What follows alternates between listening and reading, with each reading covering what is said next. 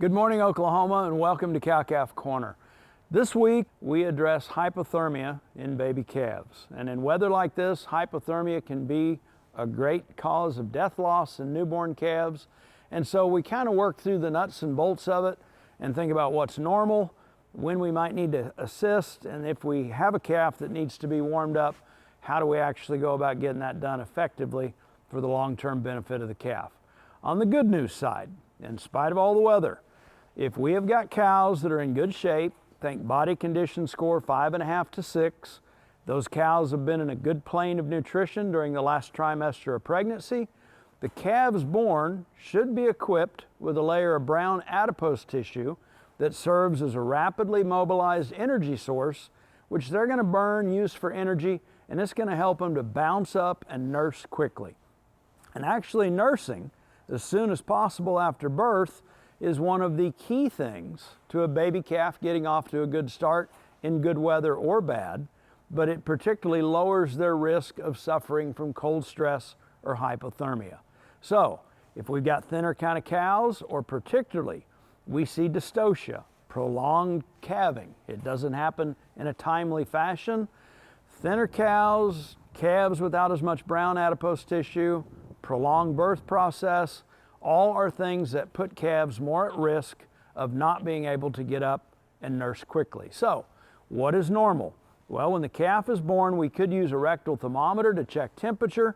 If we're concerned, normal should be somewhere between 101.5 and 102.5.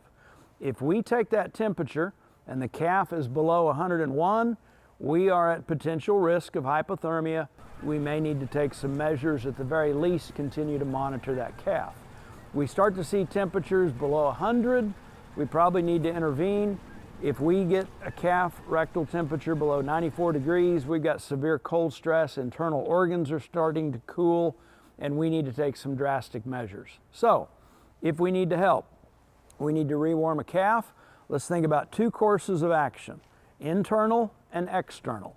Internally, if we can get warm colostrum, high-fat colostrum up to 10% fat into that calf with a tube feeder, potentially a bottle, we are taking a method internally that's going to help that calf warm up. Not only that, but that energy is going to be burnt to help that calf create heat internally. So nutrition, energy, fat in the form of colostrum is going to be really key to helping that calf warm. Another thing, and I backtrack just a second, if we're concerned about a calf and don't have a rectal thermometer, if we put a finger or two in that calf's mouth and we don't get a suckling reflex, that is another sign the calf is at risk. Other things that indicate it, if the calf is clumsy, erratic behavior, just listless, we know potentially these are signs of cold stress as well. So, back to internal and external. Internally, get some warm colostrum in the calf. When we say warm, typically think of it at 100 to 102 degrees is about where we want that to be. If we have to resort to external means, whether it is the floorboard of our truck, whether we're going to take that calf and put them in a hot box, if we're going to take them inside and put them under heat lamps, anything like that we can do in a barn, a garage, a tool shed.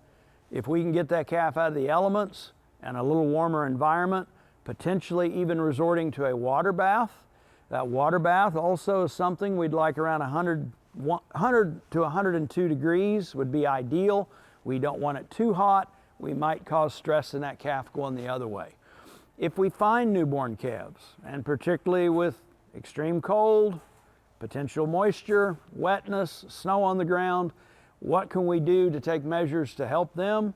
Well, let's get them up off the ground if possible. Let's set them on pallets. Let's maybe get towels or blankets underneath them. Let's do what we can to preserve heat. They're going to lose heat into the ground. They're potentially going to dissipate heat. So a little bit of cover in that respect is also going to help. Fundamentally, when the calf is first born, the quicker we can get them dry, whether we are drying them off with towels, whether we're using some sort of a blow dryer, getting them dry, getting them to a warm spot, monitoring that temperature, keeping an eye on them.